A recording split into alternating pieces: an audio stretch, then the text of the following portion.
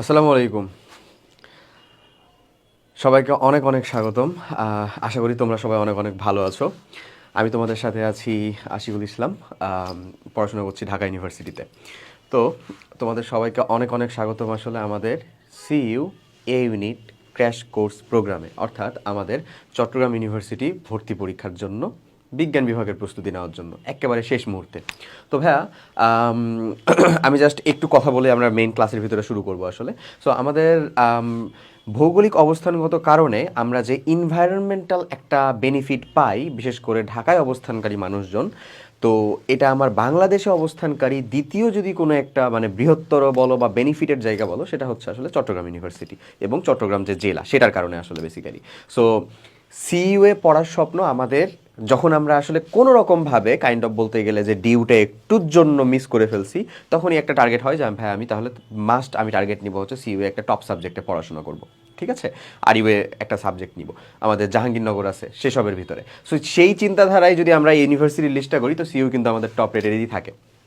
So যাই হোক, mainly আমরা এখানে যে কাজটা কমপ্লিট করব সেটা হচ্ছে যে আমাদের বিগত সালের যত সিইউএর কোশ্চিন আসছে চট্টগ্রাম ইউনিভার্সিটিতে, যেই প্যাটার্নে কোশ্চিনগুলো আসছে সেগুলোকে আলহামদুলিল্লাহ সলভ করে ফেলবো। এবং এই সলভ করার ক্ষেত্রে দুইটা বেসিক কথা হয়তো বা তোমরা জানোই, যে সিইউএ একটা সমস্যা, সেই সমস্যার কথা যদি বলি আমি, সেটা হচ্ছে ফুল সিলেবাস। সমস্যাটা কি আসলে ভাইয়া বলো? সমস্যাটা হচ্ছে একটা, সেটা হলো ফুল সিলেবাস, তাই না? ফুল সিলেবাস, এটা একটা প্রবলেমও বলতে পারো। আবার তুমি যদি মেডিকেল প্রিপারেশন নিয়েই থাকতা বা নিয়েই ছিলা বা পড়েও ছিলা কিছুটা, তাহলে নিশ্চয়ই তুমি ফুল সিলেবাসটা অন অ্যান এভারেজ কমপ্লিট করছো। আচ্ছা, সো যাই হোক, ফুল সিলেবাস। এবং আরেকটা সুবিধা আছে, এটা কাইন্ড অফ মেডিকেল অ্যাসপিরেন্টদের জন্য অনেক বড় একটা সুবিধা। আবার আরেকটা সুবিধা হচ্ছে, যারা আমাদের ভার্সিটি টার্গেট নিয়েছিল ভাইয়ারা আপুরা, তাদের জন্য একটা সুবিধা হচ্ছে যে এখানে তুমি 100 MS এর ক্যালকুলেটর ইউজ করতে পারবা। এমএস ক্যালকুলেটর, ক্যালকুলেটর থাকলে কেন জানি একটা মানে থাকে না ভাই, নিজের ভিতরে আত্মবিশ্বাস থাকে না আমাদের, যে যাই হোক একটা সঙ্গী সাথী টাইপ কিছু একজন আছে। ওকে, সো যাই হোক, তো সর্বোপরি আমরা যে কাজটা করব মেইনলি, আমরা এবার একটু ম্যাক্স 20টা ক্লাসের ভিতরে ফুল এই জাস্ট কেমিস্ট্রি না, ফিজিক্স, কেমিস্ট্রি, ম্যাথ, বায়োলজি এবং বাংলা, ইংরেজি কমপ্লিট করে ফেলবো। কারণ কোশ্চিন প্যাটার্নটা তুমি না জানলে আজকেই যাবা সুন্দর মতন সার্কুলার থেকে কোশ্চিন প্যাটার্নটা ভালো করে ধরে ফেলবা। এটা অনেক বড় জিনিস, এগুলো অনেক মানে স্ট্র্যাটেজিক্যাল জিনিসপাতি রে ভাই। এই জিনিসগুলো মানুষজন করে না কেন জানি অ্যাডমিশনের আগে।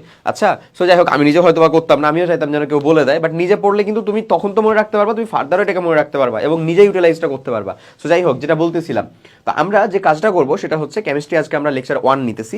এই লেকচার 1-এর ভিতরে 1 নম্বর চ্যাপ্টার, 2 নম্বর চ্যাপ্টার এবং কর্মমুখী রসায়ন মানে 5 নম্বর চ্যাপ্টারটা আমরা কমপ্লিট করবো। কেমিস্ট্রি লেকচার 2-এর ভিতরে কমপ্লিট থাকবে হচ্ছে আমাদের মৌলের পর্যাবৃত্ত ধর্ম এবং রাসায়নিক বন্ধন এবং রাসায়নিক পরিবর্তন, এই 2 পার্ট। ওকে, সো যেহেতু ফুল সিলেবাস বললামই, তাই আমরা ফুল সিলেবাসটাকে এরকমভাবে কাভার করে দিব। এবং এই কোশ্চেন অ্যানালাইসিসটা তুমি জাস্ট কমপ্লিট করো ভাইয়া। আমি অবধায় অনেকক্ষণ কথা বলে ফেললাম, সরি সেজন্য, বাট যাই হোক, কোশ্চেন অ্যানালাইসিসটা তুমি জাস্ট কমপ্লিট করো।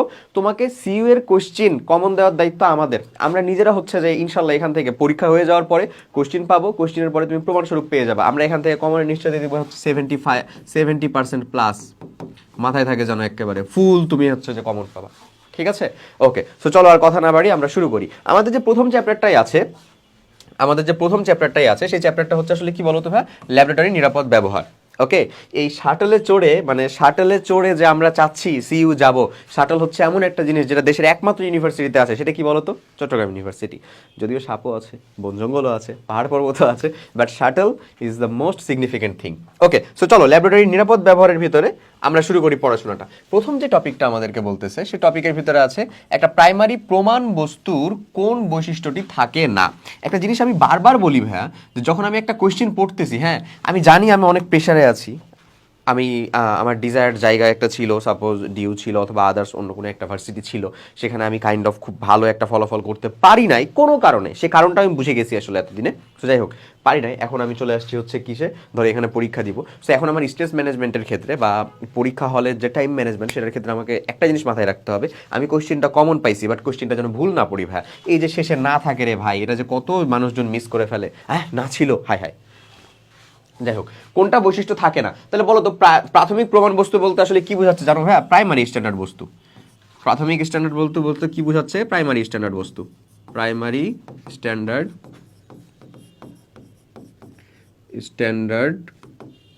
বস্তু এটা বোঝাচ্ছে।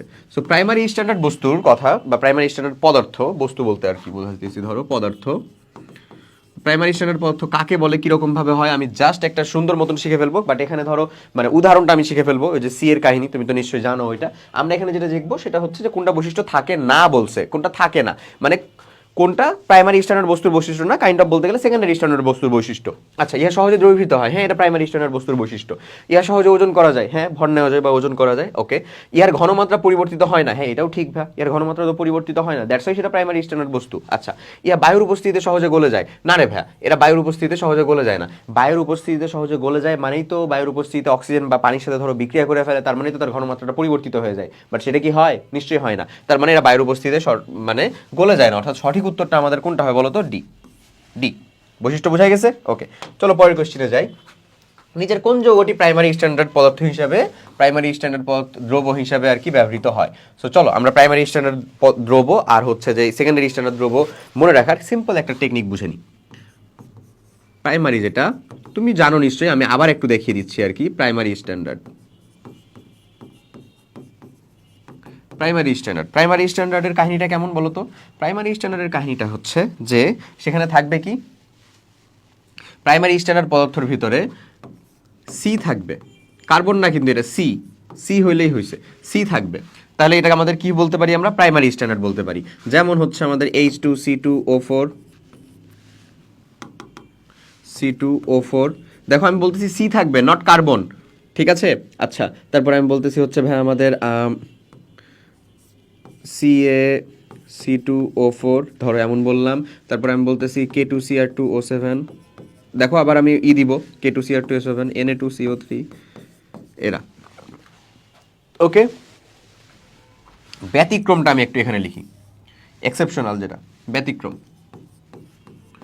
মানে এই যে সি থাকবে এই রুলসের ব্যতিক্রম দেখায় হচ্ছে ভাই দুইজন, একটা হচ্ছে HCl, একটা হচ্ছে ক্যালসিয়াম ক্লোরাইড। এরা দুইজন কি দেখায় বলো? ব্যতিক্রম। মানে এখানে সি আছে দেখো, বাট স্টিল এটা কি প্রাইমারি স্ট্যান্ডার্ড না, এটা হচ্ছে সেকেন্ডারি স্ট্যান্ডার্ড পদার্থ। আচ্ছা, এরপরে চলো আমরা সেকেন্ডারি স্ট্যান্ডার্ডটা দেখে ফেলি। সেকেন্ডারি, তাহলে প্রাইমারি স্ট্যান্ডার্ডকে যদি আইডেন্টিফাই করতে পারি, তাহলে ওটা ছাড়া যারা, মানে যেটাতে আমার সি থাকবে না বা সি নাই, সেই হচ্ছে আমাদের কাইন্ড অফ কি বলতে পারি আমরা? সেকেন্ডারি স্ট্যান্ডার্ড পদার্থ। এবং রাফলি যদি একটু বলি, তাহলে রাফলি বলতে গেলে আমরা বলবো হচ্ছে যে আমাদের নর্মালি তীব্র ক্ষার, তীব্র অ্যাসিড, এরা সবাই হচ্ছে সেকেন্ডারি স্ট্যান্ডার্ড পদার্থ। যেমন হচ্ছে সি থাকে না, সি থাকে না, আর সি থাকে তারপরে সেকেন্ডারি স্ট্যান্ডার্ড হচ্ছে এই দুইজন, HCl এবং ক্যালসিয়াম ক্লোরাইড। আচ্ছা, সি থাকে না, যেমন হচ্ছে KMnO4, পটাশিয়াম পারম্যাঙ্গানেট, ওকে। তারপরে হচ্ছে আমরা বলতে পারি হচ্ছে ভাই আমাদের সোডিয়াম হাইড্রোক্সাইড, তীব্র ক্ষার, তীব্র অ্যাসিড সবাই কিন্তু, হ্যাঁ, সালফিউরিক অ্যাসিড, H2SO4, এরা সবাই, ওকে। বাস শেষ। তাহলে বলো তো এখান থেকে আমাদের নিচের কোনটি প্রাইমারি স্ট্যান্ডার্ড পদার্থ হিসেবে ব্যবহৃত হয় না, মানে কোনটা সেকেন্ডারি স্ট্যান্ডার্ড সেটা বের করতে হবে। চলো খুঁজে বের করি। এই যে প্রথমে যে ইম্পোস্টার, এটাই কি আমার সেকেন্ডারি স্ট্যান্ডার্ড না? পটাশিয়াম পারম্যাঙ্গানেট, এটা তো সি নাই, আর সি আছে তারপরও আমাদের এটা সেকেন্ডারি স্ট্যান্ডার্ড, এরকম মাত্র দুইজন। সেই দুইজন আমরা মনে রাখবো, কে কে? একটা HCl, একটা ক্যালসিয়াম ক্লোরাইড, বাস শেষ, ওকে। তাহলে সঠিক উত্তর আমাদের এইটা, বাদ বাকি দেখো প্রত্যেকটাই হচ্ছে সি কন্টেন্ট, সি কন্টেন্টওয়ালা, সি কন্টেন্টওয়ালা। আচ্ছা, নিচের কোনটি প্রাথমিক প্রমাণ বস্তু? এগেইন প্রাথমিক প্রমাণ বস্তু মানে আমাদেরকে কি বলতে চাচ্ছে আসলে সে? নিচের কোনটি হচ্ছে আমাদের প্রমাণ বস্তু, মানে মানে আমাদের প্রাইমারি স্ট্যান্ডার্ড পদার্থ। প্রাইমারি স্ট্যান্ডার্ড পদার্থ এখানে কে আছে দেখো? Sodium chloride, sodium hydroxide, sodium carbonate, sodium nitrate, এই যে এইটা সোডিয়াম ক্লোরাইড, ঠিক আছে? আচ্ছা, এখন অনেকে বলতে পারতাম ভাইয়া যে আমাদের সোডিয়াম ক্লোরাইডটা কেন না? কারণটা হচ্ছে ভাই এই হচ্ছে আমাদের ওই HCl-এরই চাচাতো ভাই আসলে, হ্যাঁ। HCl আর একটা যদি তীব্র ক্ষার, তীব্র অ্যাসিডকে যদি আমরা বিক্রিয়া করাই, আসলে HCl প্লাস পটাশিয়াম হাইড্রোক্সাইড বা সোডিয়াম হাইড্রোক্সাইড বিক্রিয়া করো, তুমি সোডিয়াম ক্লোরাইড কি পেয়ে যাবা? পেয়ে যাবা লবণটা। সো ওখান থেকে আসা, দ্যাটস ওয়াই সেটাও না, ওকে। এটা আমাদের আসলে একটা সেকেন্ডারি স্ট্যান্ডার্ড পদার্থ। আচ্ছা, চলো পরেরটা। নিচের কোনটি প্রাইমারি প্রমাণ বস্তু, মানে সেম প্রাইমারি প্রমাণ বস্তু মানে প্রাইমারি স্ট্যান্ডার্ড পদার্থ? দেখো এখানে সি থাকার পরে এটা কি হবে? সেকেন্ডারি, আমরা তো পড়লাম মাত্রই, সেকেন্ডারি। এই যে সোডিয়াম হাইড্রোক্সাইড, এটা কি প্রাইমারি? না, এটা তীব্র ক্ষার, তীব্র অ্যাসিড, সেকেন্ডারি। এটাতে আছে সি নাই, মানে এটা তীব্র, মানে এটা হচ্ছে একটা জারক পদার্থ, সি নাই, তার মানে কি সে সেকেন্ডারি। আমার চাইছে তো প্রাইমারি। সঠিক উত্তর কোনটা দেখো তো? এখানে সি আছে না? সি, ওকে। চলো, সেকেন্ডারি স্ট্যান্ডার্ড পদার্থ হলো, দেখো 2021 সালের আশা কোশ্চিন, কতবার যে আসছে রে ভাই এই জিনিসটা, প্রথম মানে ফার্স্ট চ্যাপ্টার থেকে। যদি এটাকে আমরা হচ্ছে যে পরিবেশ রসায়ন অথবা পরিমাণগত রসায়ন চ্যাপ্টারের ভিতরে ঢুকাতে পারি, বাট যেহেতু এটা এখান থেকে আসা কোশ্চিন, আমরা এখানেই রাখছি সেটাকে। আর যেহেতু এটা ফুল সিলেবাস, আমাদেরকে জানতে হবে সেকেন্ডারি স্ট্যান্ডার্ড পদার্থকে। সোডিয়াম কার্বনেট, সি আছে, এটা প্রাইমারি স্ট্যান্ডার্ড, সি আছে, এটা প্রাইমারি স্ট্যান্ডার্ড, সি নাই, সঠিক উত্তর সি। সি নাই অথচ সঠিক উত্তর সি, ওকে। যাই হোক, এখানে দেখো সি আছে, মানে এটা প্রাইমারি স্ট্যান্ডার্ড, ওকে, পরের কোশ্চেনের দিকে যদি যাই, সর্বোত্তম পরিষ্কারক হিসেবে ল্যাবরেটরিতে কোনটি ব্যবহৃত হয়? আমরা যদি আসলে কখনো ধরো এইচএসসিতেও যদি পড়ে থাকি, তাহলে সর্বোত্তম ব্যবহারকারী জারক পদার্থ আজীবন পড়ে আসছি, কে বলো তো ভাইয়া? এই যে সালফিউরিক অ্যাসিডের সাথে H2SO4 প্লাস হচ্ছে এবং পটাশিয়াম ডাইক্রোমেটের গাঢ় সলিউশন। তাহলে এখান থেকে আসলে কি তৈরি হয় বলো তো? ক্রোমিক অ্যাসিড তৈরি হয়। কি তৈরি হয় বলো ভাইয়া? Chromic acid. ক্রোমিক অ্যাসিড তৈরি হয়। সো ক্রোমিক অ্যাসিডটা কি আছে? এই যে সি নাম্বার অপশন হচ্ছে ক্রোমিক অ্যাসিড। ঠিক আছে, এটা সর্বোত্তম। মানে আমি এখানে তেল হোক, গ্রিজ হোক, আদার্স অন্য যে কোনো ধরনেরই হচ্ছে যে মানে অপরিষ্কার বা অন্য যে কোনো কিছুই যুক্ত থাকুক না কেন, আমরা এটা দ্বারা সহজেই পরিষ্কার করে ফেলতে পারি সেটাকে। ওকে, চলো পরের কোশ্চিনে যাই। নেক্সটটা বলে নিচের কোন গ্লাস সামগ্রীটি 50 milli .1 normal, not molar, normal sodium hydroxide প্রস্তুতির জন্য যথার্থ? আচ্ছা, 0.1 normal sodium hydroxide, 0.1 normal sodium hydroxide আর বেসিক্যালি 0.1 নর্মাল এবং 0.1 molar sodium hydroxide is same thing, because sodium হাইড্রোক্সাইডের জন্য তার তুল্য সংখ্যার মানটা কত? 1 হয়। ঠিক আছে, এই তিনটা জিনিস আসলে একই জিনিস। আচ্ছা যাই হোক, সো 50 মিলি আমাকে বানাতে হবে। এটা বানানোর জন্য আমার কতটুকু লাগবে সেটা যদি মাপতে হয়, সেটার জন্য নিক্তি লাগবে। আমি একটু লিস্ট বলি তোমাকে কি কি লাগবে। ধরো এখানে তোমার 50 মিলি মানে পানি লাগবে। পানির ভলিউমটা মাপার জন্য ভলিউমেট্রিক ফ্লাস্ক, মেজারিং সিলিন্ডার হোক বা হচ্ছে যে পিপেট হোক বা বুলেট হোক, যে কোনোটা দিয়ে তুমি মাপতে পারবা 50 মিলি। বাট বুলেট দিয়ে নর্মালি ওটা ওই কাজের জন্য ব্যবহার হয় না ওইটা। আচ্ছা যাই হোক, কনিক্যাল ফ্লাস্ক ব্যবহার করতে পারো, সেটা করতে পারো। ওকে, 0.1 মোলার বা 0.1 নর্মাল ব্যবহারের জন্য একটা নির্দিষ্ট অ্যামাউন্টে সোডিয়াম নিশ্চয়ই হাইড্রোক্সাইড লাগবে, একটা নির্দিষ্ট গ্রাম পরিমাণ। সো ওইটাকে আমরা পরিমাপ করতে পারবো কি দিয়ে? নিক্তির সাহায্যে। হ্যাঁ, মানে ব্যালেন্সড নিক্তির সাহায্যে সেটাকে আমরা পরিমাপ করতে পারবো। ওকে, সো এই সকল জিনিসপত্র লাগবে আমার। আর তারপরে হচ্ছে নাড়ানোর জন্য বা গোলানোর জন্য আমাদের কি লাগবে? সেটা একটা ধরো স্প্যাচুলা লাগবে। এই ওকে, সো এখানে আমার যেই কথাগুলো বলেছে সেখানে আমরা দেখি যে এটা আসলে বেসিক্যালি বলতেছে যে পানিটা মাপার জন্য আমরা কাকে ব্যবহার করতে পারি? 50 মিলি পরিমাপক বিকার দিয়েও ব্যবহার করতে পারো। একটা 50 মিলি পরিমাপক কনিক্যাল ফ্লাস্ক ব্যবহার করা যায়। মানে 50 মিলি মাপতে হবে এবং এই তোমাকে মাথায় রাখতে হবে খালি যে তুমি যেই আয়তনটা বলছো ওই বিকারের ওই ভ্যারিয়েশনটা হয় কিনা। 50 মিলির বিকার হয়? উত্তর হচ্ছে হ্যাঁ হয়। কনিক্যাল ফ্লাস্ক হয়? হয়। গ্লাস সিলিন্ডার হয়? হয়। মেজারিং সিলিন্ডার মানে গ্লাস সিলিন্ডার। আয়তনিক ফ্লাস্ক হয় মানে গোলতলি ফ্লাস্ক বা ভলিউমেট্রিক ফ্লাস্ক হয়। তার মানে এদের যে কোনোটি আসলে আমরা অ্যাপ্লাই করতে পারি, মানে যে কোনোটাই অ্যাপ্লাই করতে পারো। ক্লিয়ার?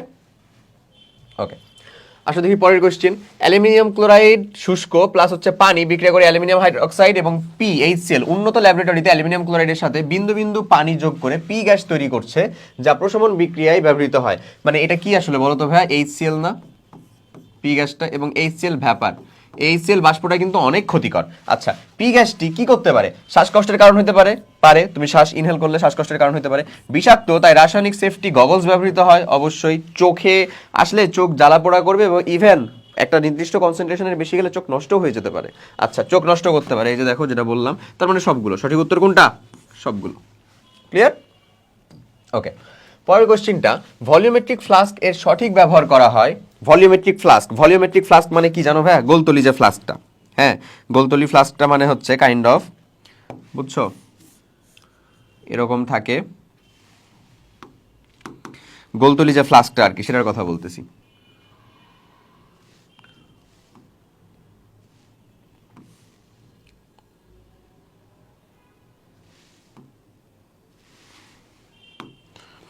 এই যে এরকমই থাকে সিম্পলি, বুঝছো? এমন একটা ভলিউমেট্রিক ফ্লাস্ক থাকে। সো এই ভলিউমেট্রিক ফ্লাস্কের ভিতরে এখানে একটা সার্টেন অ্যামাউন্ট, মানে এখানে একটা দাগ কাটা থাকে, দিয়ে এখানে বলা থাকে এটা যে এটা আমাদের কত 50 ml মনে করো না, এটা এরকমভাবে বলা আছে। এটা ভলিউমেট্রিক ফ্লাস্ক। এটা আমাদের মেইনলি কি কাজে লাগে? সো আমি ধরো আমার যেই সলিউশনটা বানাতে হবে, যেখানে যদি 50 ml লাগে বা 100 ml পানি লাগে বা আমাদের সলভেন্ট লাগে, তাহলে আমি সলিউশনটা ভেতরে নেওয়ার পরে এই দাগ পর্যন্ত পানি নিলেই তো আমার সলিউশনটা খুব দ্রুতই মানে আরামসে তৈরি হয়ে যাবে, তাই না? আমাকে তার একেবারে একটার পর একটা এরকমভাবে মেজার করতে হবে না। দ্যাটস ওয়াই এটাকে বলা হয় হচ্ছে একটা নির্দিষ্ট আয়তনের দ্রবণ তৈরি করতে সব থেকে বেশি কাজে লাগে, অর্থাৎ বি। তরলের আয়তন পরিমাপে তুমি যদি বলো, সেটা যে একেবারে ইমপ্রপার এমন না, বাট তরলের আয়তন কিন্তু এটা ফিক্সড। এটা আমরা তুমি 50ই মাপতে পারবো। তোমাকে যদি আমি এটা দিয়ে বলি যে তুমি এটা তোমাকে 20 মেপে দাও, তো তাহলে তুমি মাপতে পারবে না। 25 মেপে দাও তো পারবে না। বাট মেজারিং সিলিন্ডার যদি এটা হইতো, হ্যাঁ, ওই যে মেজারিং সিলিন্ডার যদি এটা হইতো, বুঝছো? তাহলে এটাতে কিন্তু দাগ কাটা আছে, বুলেটে কিন্তু দাগ কাটা আছে, সেটা দিয়ে কিন্তু আমি চাইলে এর বেশি মাপতে পারি, কম মাপতে পারি। আর এখানে এই কাজেই এটা বেশি ব্যবহৃত হয়, কোনটা রে ভাইয়া? নির্দিষ্ট আয়তনের দ্রবণ তৈরি করতে। ওকে, পরেরটা দেখি। একটা 4 ডিজিট ব্যালেন্স দিয়ে কত পর্যন্ত সূক্ষ্মভাবে পরিমাপ করা যায়? আচ্ছা, এটা সূক্ষ্মভাবে পরিমাপ করা যায় হচ্ছে 0.0001 গ্রাম। ভাইয়ারা একটু ভালো করে মাথায় রেখো, এটা হচ্ছে 0.00001 গ্রাম, 4 ডিজিট ব্যালেন্স যেহেতু, ঠিক আছে? আর এখানে দেখো তোমার উত্তর কিসে দেওয়া? মিলিগ্রামে, মিলিগ্রামে, মিলিগ্রামে, মিলিগ্রামে। আমার প্রিয় ভাইরা, তোমরা যদি এটা মিলিগ্রাম দাগায় দাও, এই যে এইটা, তাহলে কিন্তু টাস করে একটা ভুল হয়ে গেল। এত গ্রাম মানে আসলে বেসিক্যালি কত ভাই বলো তো? 0.00 তো না, 0.1 মিলিগ্রাম। সো আমরা মিলিগ্রাম স্টেজে আসলে এটা কতটুকু মাপতে পারবো? এটা 0.1 মিলিগ্রাম মাপতে পারবো। কথাটা কি বুঝা গেছে? বুঝা গেছে? ওকে, সে এমন। আচ্ছা, চলো তাহলে পরের কোশ্চেনের দিকে যাই। নেক্সট কোশ্চেনটা আমাদের বলতেছে যে নিম্নের কোন ধাতুটি পানির সাথে বিস্ফোরণ ঘটাবে? কে কে ঘটায় একটু ভালো করে এদেরকে চিনে রাখো। সোডিয়াম, পটাশিয়াম, এরা অ্যাভেলেবেল তো, তাই তারা পানির সাথে বিস্ফোরণ ঘটায়। এটা ডাজেন্ট মিন যে তুমি সিজিয়াম দিলে সিজিয়াম বিস্ফোরণ ঘটাবে না, সিজিয়ামও বিস্ফোরণ ঘটাবে, অবশ্যই সিজিয়ামও বিস্ফোরণ ঘটাবে। বুঝছো? মাথায় রেখো কিন্তু, মানে সোডিয়াম পটাশিয়াম দিতেছো, তার মানে আর কেউ বিক্রিয়া ঘটাবে না এমন না, এদের অ্যাভেলেবল, এরা বেশি ব্যবহৃত হয়। সো এরা খুব সহজে পানির সাথে কি করে? বিস্ফোরণ ঘটায়, পানির সাথে বিস্ফোরণ ঘটায়। তাই এদেরকে কোথায় ডুবিয়ে রাখা হয় বলো তো? কেরোসিনে বিস্ফোরণ ঘটায়। তাই এদেরকে কোথায় ডুবিয়ে রাখা হয়? কেরোসিনে। সঠিক উত্তর কোথায়? ডি। আচ্ছা, চলে আসো। পোড়া ক্ষতের জ্বালা নিবারণে ব্যবহৃত হয় যে বার্নল মলম, সে বার্নল মলমটা আসলে বেসিক্যালি কি? এটা যদি চেহারা দেখো তাও তুমি উত্তর করতে পারবা। বলো তো, তুমি কি কোথাও ক্লোরোফর্ম লাগাবা? না, নিশ্চয়ই। বলো তো, তুমি কি ডাইক্লোরো ইথেন, ডাইইথাইল ইথার এগুলা কোথাও অ্যাপ্লাই করবা? নিশ্চয়ই না। জৈব রসায়ন থেকে আমার সব থেকে বেশি ড্রাগ শিল্পে ব্যবহৃত হয়, সব থেকে বেশি ওষুধ তৈরি হয়, সেটা সত্য। বাট তুমি কখনোই সেটাকে মডিফিকেশন ছাড়া ডিরেক্ট ব্যবহার করবে না, বিশেষ করে যেগুলোতে ক্লোরিন আছে সেগুলোতে আরও বেশি না। কারণ কি জানো? কারণ হচ্ছে যে এটা তোমার শরীরে মানে যে কোনো একটা বিরূপ প্রতিক্রিয়া দেখাতে পারে আসলে অ্যাকচুয়ালি। ওকে, তো মেনথলটা তো মেইনলি হচ্ছে কি কাজে ব্যবহার হয় বলো তো ভাই? এটাও তো একটা জৈব রসায়নেরই, মানে জৈব রসায়নের বলতে একটা অ্যারোমেটিক কম্পাউন্ডই মেনথল। এটা তো মেইনলি শ্বাস প্রশ্বাসকে ঠিক করার জন্য ব্যবহৃত হয়। বাট বার্নম মলম আসলে কি থাকে তাহলে বাকি? Picric acid. এই পিক্রিক অ্যাসিডটা আসলে কি ভাই বলো তো? পিক্রিক অ্যাসিডটা, কার্বলিক অ্যাসিড বলা হয় হচ্ছে ফেনলকে। এই যে ফেনল, এ হচ্ছে ভাই তোমার কার্বলিক অ্যাসিড। এটা কি বলো? Carbolic acid. আর পিক্রিক অ্যাসিড যেটা, সেটা হচ্ছে 3টা গ্রুপ যদি নাইট্রোযুক্ত হয়ে যায়। এখানে ধরো OH, ট্রাইনাইট্রো কি বলো? Phenol, TNF।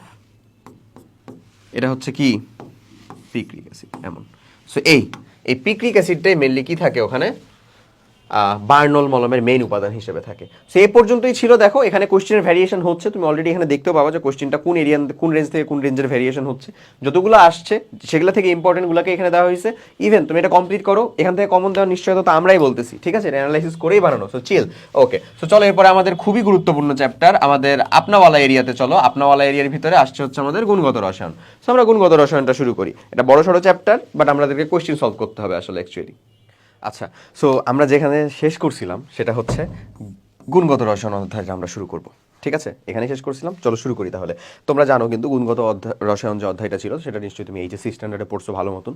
প্লাস এটা তোমাদের মানে আমাদের যে কোনো ভর্তি পরীক্ষাতে আমরা বসি না কেন, রসায়ন থেকে প্রশ্ন হলে গুণগত রসায়ন যথেষ্ট একটা ভাইটাল চ্যাপ্টার, তাই না? এখানে থিওরিও আছে, ম্যাথও আছে। চলো আমরা শুরু করি। প্রথমে দেখো আমাদের 18-19 সালে আসা একটা গুরুত্বপূর্ণ কোশ্চেন। এই কোশ্চেনটা কি বলে ভাই? এই কোশ্চেনটাতে বলতেছে আমাদের যে এক অণু সোডিয়াম অ্যালুমিনিয়াম হাইড্রক্সাইড NaLOH, আচ্ছা 4, এর মধ্যে বিদ্যমান নিউট্রনের সংখ্যা কত? কার সংখ্যা চাইছে? নিউটনের সংখ্যা। যেখানে সবকিছু আবার দেওয়া আছে, এটা দেওয়াও থাকতে পারে ভাই, না দেওয়া থাকতে পারে। দেওয়া থাকুক বা না থাকুক, আমরা তো জানি আসলে যে একটা, দেখো এই যে আমি একটা জিনিস আগে লিখে দিই, একটা থিওরিটা একটু বুঝিয়ে দিই সুন্দর করে, তাহলে আশা করি খুব সহজেই তোমরা পারবা। হ্যাঁ, ধরো এটা একটা মৌল। এই মৌলের ক্ষেত্রে 4টা জায়গায় 4টা ভ্যালু লেখা যেতে পারে। একটা জায়গায় প্রথমত হচ্ছে ভাই এখানে A লেখা যেতে পারে, এখানে লেখা যেতে পারে হচ্ছে Z, নিচে ওটা হচ্ছে উপরে। এখানে লেখা যেতে পারে হচ্ছে +-N, আর এখানে লেখা যেতে পারে হচ্ছে D। তো এখানে প্রত্যেকটা জিনিস আলাদা আলাদাভাবে আসলে কি, আমি তোমাকে সেই জিনিসটার কথাই বলতেছি। এখানে এই যে যেটা A, হ্যাঁ, এটা আসলে কি বলতো ভাই? তার নিউক্লিয়ন সংখ্যা বা তাকে আমরা বলতে পারি ভর সংখ্যা। ভর সংখ্যা। জেড জিনিসটা কি ভাবে বলো তো? পারমাণবিক সংখ্যা বা প্রোটন সংখ্যা। পারমাণবিক সংখ্যা বা সেটাকে আমরা বলতে পারি হচ্ছে তার প্রোটন সংখ্যা, একই তো কথা। এই প্লাস মাইনাস এন হচ্ছে ত্যাগ বা গ্রহণকৃত ইলেকট্রন সংখ্যা। প্লাস মানে হচ্ছে ত্যাগকৃত, মাইনাস মানে হচ্ছে গ্রহণকৃত। তার মানে এটা হচ্ছে ভাই আমাদের ত্যাগ বা গ্রহণকৃত ইলেকট্রন সংখ্যা। আচ্ছা, ওকে। আর ডি যেটা, সেটা হচ্ছে আসলে অণুর সংখ্যা। যদি এটা পরমাণু না আকারে অণু আকারে থাকে তাহলে সেটা হচ্ছে অণুর সংখ্যা। ওকে, সো বেসিক্যালি এখান থেকে যদি আমাদেরকে বলে তাহলে ভাইয়া তুমি আমাকে বলো তো যে আমাদের নিউট্রন সংখ্যাটা কি? নিউট্রনটা আমরা কোথা থেকে পাবো? নিউট্রন। সো নিউট্রন যে সংখ্যা, সেই নিউট্রন সংখ্যাটা আমরা পাবো হচ্ছে অবভিয়াসলি ভর সংখ্যা থেকে, যদি আমরা পারমাণবিক সংখ্যাকে বাদ দিই তাহলে তো আমাদের নিউট্রন সংখ্যা চলে আসে না? দেখো প্রত্যেকটা ক্ষেত্রেই দেওয়া আছে জেরের মানটা কত, মানে পারমাণবিক সংখ্যা কত 11, ভরটা কত 23। সো এখানে তাহলে নিউট্রন সংখ্যাটা কয়টা ভাই বলো তো? 12টা। কার? সোডিয়ামের জন্য। আচ্ছা, অ্যালুমিনিয়ামের ক্ষেত্রে 14টা, অক্সিজেনের ক্ষেত্রে 8টা, হাইড্রোজেনের ক্ষেত্রে 0টা। তাই কি না? তাহলে এখানে আমরা এখন কাউন্ট করে নিই। এই যে সোডিয়াম তো আমার একটা, তার মানে কয়টা আছে সেখানে? 12টা। তার মানে 12 প্লাস অ্যালুমিনিয়াম আমার কয়টা? একটা, সেখানে আছে কয়টা ভাই? 14টা। 14 প্লাস টোটালে এক অণুর ভিতরে, তাহলে এই যে দেখো হাইড্রোক্সিল আছে হচ্ছে 4টা। একটা হাইড্রোক্সিলের ভিতরে টোটালে আমার নিউট্রন সংখ্যা কয়টা? অক্সিজেনের মধ্যে ইলেকট্রন মানে নিউট্রন সংখ্যাটা আছে হচ্ছে 8টা। অক্সিজেনের মধ্যে কয়টা ভাই বলো? 8টা। আর এখানে কয়টা? 0টা। তার মানে হাইড্রোক্সিলের ভিতরে আসলে কয়টা? টোটালে 8টা। একটা হাইড্রোক্সিলের ভিতরে 8টা, তাহলে 4টার ভিতরে কয়টা রে? 32টা। সো বেসিক্যালি 32টা। তাহলে এটা কত হয় ভাইয়া? এটা হয় হচ্ছে 8, আর এখানে হয় হচ্ছে আমাদের 5, 58। এরাই না আমাদের সঠিক উত্তরটা? 58 যদি হয়ে যায় তাহলে আমরা পেয়ে যাই হচ্ছে আমাদের রাইট অ্যান্সারটা হচ্ছে ডি। ইজি জিনিস, খালি ধরতে পারলেই হয়েছে। ওকে, সো পরের কোশ্চেন যাই দেখি কি বলতেছে। ক্রোমিয়াম 3+ আয়নে ডি ইলেকট্রনের সংখ্যা হচ্ছে, ডিতে কয়টা ইলেকট্রন আছে সেটা চাইছে। খুবই ভালো কথা, খুব দ্রুতই করে ফেলা যায় আসলে। ক্রোমিয়ামের পারমাণবিক সংখ্যাটা কত ভাইয়া? 24, 24। তো ক্রোমিয়াম 3+ মানে কি আসলে? আছে কয়টা? 21, 21। সো এখানে যদি আমি আর্গন নিয়ে নিই 1s2 2s2 2p6 3s2 3p6, আমি একবারই করে দিচ্ছি আর কি। 3s2 3p6 এতদূর পর্যন্ত তো আর্গন, এটা তো বুঝছি। তারপরে আসলে হয়তো কত বলো তো? হয়তো হচ্ছে এমন না ভাই, এই যে এই 4s2 3d4 এরকম এটা হওয়া উচিত ছিল, বাট আমরা জানি যে হয় আসলে হচ্ছে এরকম যে 4s2 না হয় 4s1 হয় আর 3d 5 হয়, যেহেতু এটা আমাদের ইলেকট্রন বিন্যাসটা একটু ব্যতিক্রম। যাই হোক, এমন হয়। দেন 3+ মানে কি? এখান থেকে আমার কয়টা ইলেকট্রন গেছে? এখান থেকে একটা চলে যাবে, আর এখান থেকে আমাদের কয়টা চলে যাবে? 2টা চলে যাবে। তার মানে 4 আর্গনের পরে আর্গন রাখলা তুমি, আর্গন রাখলা, তারপরে 4s এর মধ্যে কত হয়ে যাবে ভাইয়া? 0। 3d এর ভিতরে 4s থেকে একটা চলে গেছে, এখান থেকে 2টা চলে গেছে, এখান থেকে 2টা চলে গেলে এখানে থাকলো কয়টা? 3টা। সো তাহলে ডি এর মধ্যে আমাদের ইলেকট্রন থাকে কয়টা রে? সর্ববহিষ্ঠ শক্তি স্তর ডিতে 3টা। সঠিক উত্তর 3। এটাই চাইছে না, ডি ইলেকট্রনের সংখ্যা কয়টা, ডি এর মধ্যে কয়টা ইলেকট্রন আছে সেইটা।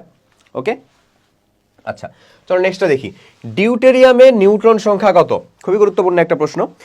ডিউটেরন কোণা আমরা পড়ছি না, যে আমাদের ভারী কোণা হচ্ছে আসলে বা কম্পোজিট কোণা দুইটা, একটা হচ্ছে ডিউটেরন কোণা আর একটা হচ্ছে আমাদের আলফা কোণা। সো এই যে দেখো ডিউটেরিয়াম থেকে আসছে মেইনলি ডিউটেরন। সো ডিউটেরিয়াম হচ্ছে আসলে কি?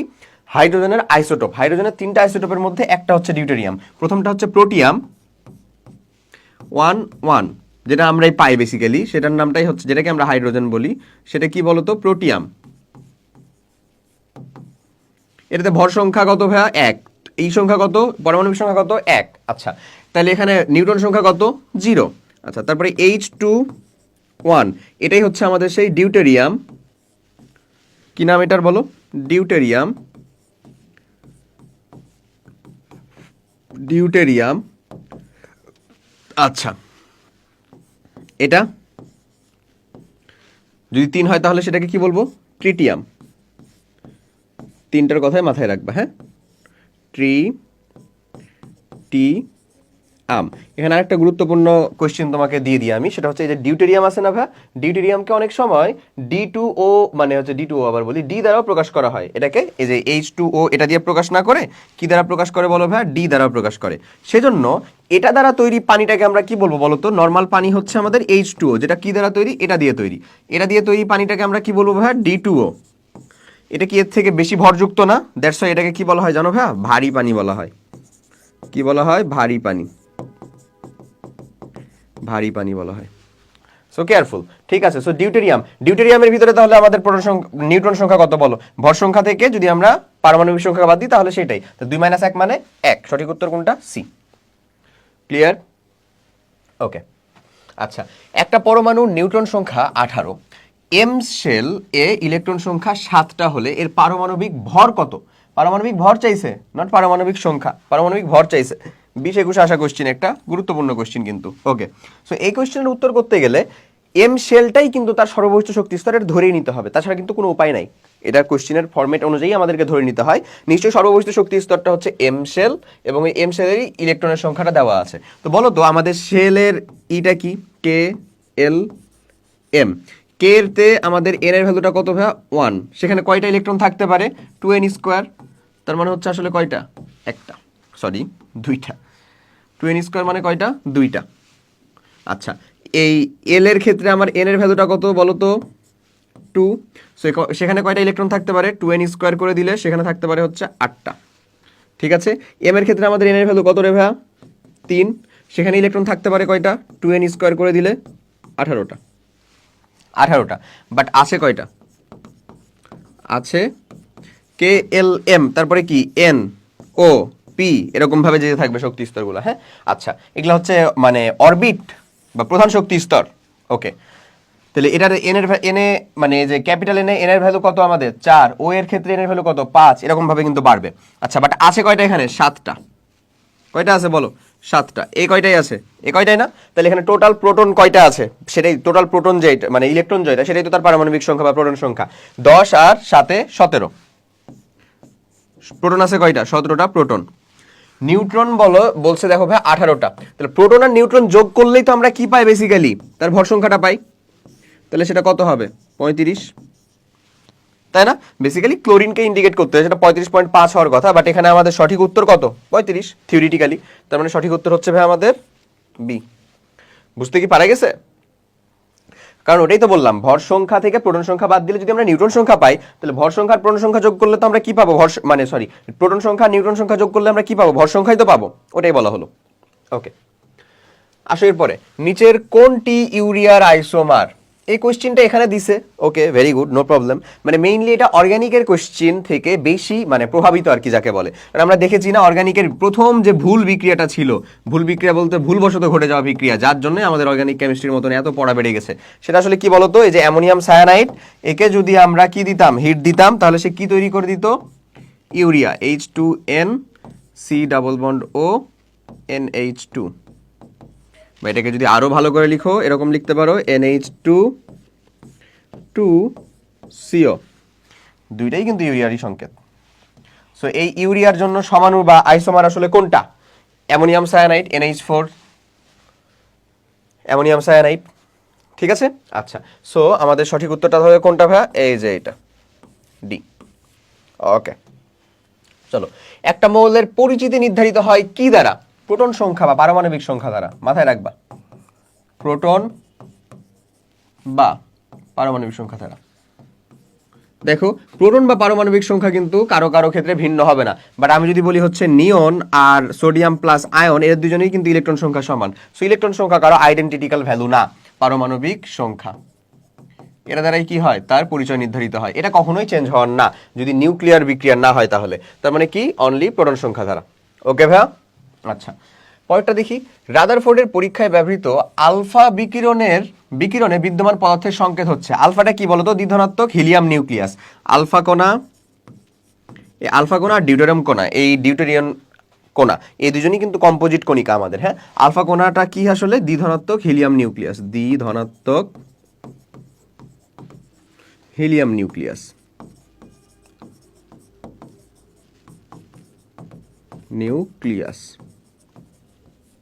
দ্বিধনাত্মক হিলিয়াম নিউক্লিয়াস। সো দ্বিধনাত্মক হিলিয়াম নিউক্লিয়াস কোনটা ভাইয়া বলো? এই যে হিলিয়াম ড্র করবা। দ্বিধনাত্মক মানে কি? 2+, কোনো ইলেকট্রন থাকা যাবে না। হিলিয়াম নিউক্লিয়াস, হিলিয়ামের পারমাণবিক সংখ্যা কত? 2, ভর কত? 4। সো এটাই হচ্ছে তার কি আসলে বেসিক পরিচয়। তখন দ্বিধনাত্মক হিলিয়াম নিউক্লিয়াস তুমি এখানে কোথায় পাবা? এটা না, এটা না। এই যে এটাকে দেখো তো, এটা হইতো, বাট এখানে He2 দেওয়া, এটার কি কোনো পরমাণু অনুসংখ্যা আছে নাকি রে? এটার কি কোনো অনুসংখ্যা আছে? নাই। তার মানে এই যে এখানে দেওয়া নাই, দেখো এখানে দেওয়া নাই, তার মানে এটাই সঠিক হবে। দেখো এই যে এইচ এর পরে এই পাশে 2 দেওয়ার মানে কি, সেটা তার কি বোঝাচ্ছে, অণুকে ইন্ডিকেট করতেছে। বাট হিলিয়ামের কি অণু তৈরি হওয়া আদৌ সম্ভব? নিশ্চয়ই না। হিলিয়াম তো কোনো যৌগই তৈরি করে না, কারণ কি সে তো হচ্ছে নোবেল গ্যাস পরিবারের বা 18 নাম্বার গ্রুপ বা আমাদের নিষ্ক্রিয় গ্যাস পরিবারের একজন, তাই না? ওকে, সো আমাদের তাহলে সঠিক উত্তরটা কোনটা? এইটা। এই যে এখানে যেটার কথা বলতেছি, দিলে তোমাকে সঠিকভাবে দিতে হবে, যেহেতু এখানে He2 ওই পাশে 2 দেওয়া আছে, তার মানে বুঝতেই পারতেছো তো ওই পাশে তো 2 হবে না। 2টা যদি এই পাশে হইতো তাহলে তুমি বলতে পারতা যে হ্যাঁ ভাই এটা তো হওয়ার সম্ভাবনা আছে। ওকে, আর না দিলেও সমস্যা নাই, বাট দিলে সঠিকটা দিতে হবে। দেখো এখানে দেয়া নাই, তার মানে এখানে তুমি ভুল দেওয়ার কোনো উপায় পাবা না। ওকে, তাহলে সঠিক উত্তরটা কোনটা আমার? এই যে ডি। আচ্ছা, পরেরটা দেখি। পরমাণুর দ্বিতীয় কক্ষপথের জন্য একটা ইলেকট্রনের জন্য কৌণিক ভরবেগের মান নির্দেশক সমীকরণ কি? খুবই সহজ জিনিস। কৌণিক ভরবেগ MVR, এটা আমাদের কে বলে গেছিলেন? বোর সাহেব বলে গেছিলেন। সেটা হচ্ছে NH/2s পাই। তো এখন এই দ্বিতীয় যেহেতু কক্ষপথ বলতেছে, তার মানে n এর ভ্যালুটা কত বলো তো? 2। তার মানে আমরা বলতে পারি 2h/2পাই। সো 2h/2পাই বেসিক্যালি বলতে গেলে কি h/পাই, h/পাই। সো আমাদের সঠিক উত্তরটা কোনটা হবে বলো তো? MVR সমান h/পাই। এই যে সি। ক্লিয়ার? আচ্ছা, দেখো ফেরামের সর্বশেষ ইলেকট্রনের বেলায় কোনটি সঠিক? 4টা কোয়ান্টাম সংখ্যার ভ্যালু দেওয়া আছে। এটা ভালো করে কইরো ভাই, কোয়ান্টাম সংখ্যাটা চলে আসছে রীতিমতন, মানে এটাই হুবহু আসছে এমন বলতেছি না, কোয়ান্টাম সংখ্যা রিলেটেড যে ম্যাথটা এটা একেবারে চলে আসছে এখান থেকে। আচ্ছা, তো যেটা বলছিলাম ফেরামের ক্ষেত্রে কোনটা? আচ্ছা, ফেরামের আমরা ইলেকট্রন বিন্যাসটা করি কত রে? 26, তাই না? সো আমরা যদি বলি আর্গন নিয়ে নিব নাকি ভেঙে করবো? আচ্ছা যাও করতেছি। 1s2 2s2 2p6 3s2 3p6 4s2 3d6। আচ্ছা, সো এখানে যে ঘটনাটা ঘটে সেটা হচ্ছে এই পার্টটুকুর ভিতরে মেইনলি ঘটনাটা ঘটে। কি ঘটনাটা ঘটে হচ্ছে ভাই বলতো, যে আমরা দেখি যে ইলেকট্রন প্রবেশ করে হচ্ছে এখানে পরে, বাট আলটিমেটলি সর্বশেষ ইলেকট্রন আসলে কোনটা বলতো? নিশ্চয়ই হচ্ছে 4s এরটা, এটাই তো সব থেকে বাইরে আছে। তার মানে এটা আসলে কেমন, মানে 3d6 4s2। তাহলে সর্বশেষ ইলেকট্রন কোনটা? এই যে 4s এর একটা অরবিটাল ড্র করি আমরা। এটা যদি আমাদের 4s হয়, তাহলে এই যে একটা ইলেকট্রন, এই যে পরেরটা ইলেকট্রন, পরের যে ইলেকট্রনটা ঢুকলো সেটার কথা বলতেছি আমরা, সর্বশেষ ইলেকট্রন। আচ্ছা, এই সর্বশেষ ইলেকট্রনের জন্য আমাদের এন এর ভ্যালু কত? যেটা এস এর সামনের মান সেটাই হচ্ছে তার এন এর ভ্যালু। এন এর ভ্যালুটা তাহলে কত? 4। এস এর জন্য আমার এল এর মানটা কত? এল এর মানটা 0। এম এর মানটা কত তাহলে ভাইয়া? 0। এখন এটা কি প্রথম ইলেকট্রনটাকে বোঝাচ্ছে নাকি সেকেন্ড ইলেকট্রনটাকে বোঝাচ্ছে? নিশ্চয়ই পরেরটাকে। এবং বাই ডিফল্ট আমরা প্রথম ইলেকট্রন যেটা প্রবেশ করছে সেটাকে আসলে কি ধরে নিই? কি ধরে নিই বলো? পজিটিভ। যেটা প্রথমে প্রবেশ করতেছে, যেটা দ্বিতীয়তে প্রবেশ করতেছে সেটাকে কি ধরি? নেগেটিভ। তাহলে এটা যেহেতু পরেরটা ঢুকতেছে তাই -1/2 এমন। এখন ভাইয়া কথা হচ্ছে এটা কি ধরতেই হবে? আমি যদি বলি এটা প্রথমটাকে আমি হচ্ছে পজিটিভ নেগেটিভ ধরবো, পরেরটাকে পজিটিভ ধরবো, হবে, কোনো সমস্যা নাই। বাট যেহেতু হাজারি স্যারের বইয়ের ভিতরে এমনে ধরা আছে ভাইয়া, সো আমি নিজেই তোমাকে প্রিফার করবো যে অমনেই ধরো, কজ এখানকার সঠিক উত্তর কিন্তু ডি দাগানো ছিল। দেখো উপরে ঠিক একই উত্তর না, সরি, উপরে তো এই যে এখানে মানটা ভুল আছে যদিও, এখানে মানটা ভুল আছে যদিও, এল এর মান তো 1 হইতে পারে না এস এর জন্য কখনো, পি এর জন্য 1 হবে। ওকে, সো আর কোনো সঠিক উত্তর আসলে এখানে নাই, তাই বাই ডিফল্ট এই উত্তরটাই হবে। বাট এই যেখানে দেখো এখানে +1/2 কিন্তু ধরছে তারা, বাট +1/2 আমাদের সঠিক উত্তর না। হোপসো, ঠিক আছে? যদি দুইটাই থাকে, ধরো এখানেও হচ্ছে যে 0ই থাকলো, আমার কথাটা বুঝছো, এখানেও ধরো 0 আছে ধরে নাও, জাস্ট সাপোজ, তাহলে কিন্তু উপরেরটাও না, তাহলে এম এর ভ্যালু 0 থাকতে হবে। আচ্ছা, তাহলে উপরেরটাও সঠিক হওয়ার জন্য যোগ্যতা রাখে, নিচেরটাও রাখে, তারপরেও তুমি নিচেরটাই দিবা, কারণ এটা হাজারি স্যারের বইয়ে ধরা আছে। হ্যাঁ, সো মানে কি বলবো আর, যে আমাদের এই রসায়ন মানে শাস্ত্রে হাজারি স্যারের বই এইচএসসি লেভেলে মানে একেবারে মেইন বলতে মানে কোন বইয়ের সাথে তুলনা করবো বলো? বুঝতেই পারতেছো, ধর্মগ্রন্থের মতন করে পালন করা হয়। আচ্ছা, তো চলো পরের কোয়েশ্চেনের দিকে যাই তাহলে। নেক্সট কোয়েশ্চেনটা বলে প্রতি অরবিটালে ইলেকট্রনের সংখ্যা নির্দেশ করে কোন ভ্যালুটা? প্রতি অরবিটালে, দেখছো ভাই 20-21 কতগুলা কোয়েশ্চেন আসছে। প্রতি অরবিটালে ইলেকট্রন। আচ্ছা, আমি তোমাকে বলি এন এর একটা নির্দিষ্ট মানের জন্য, এন এর একটা নির্দিষ্ট মানের জন্য n² হলো অরবিটাল সংখ্যা, মাথায় রাখবা।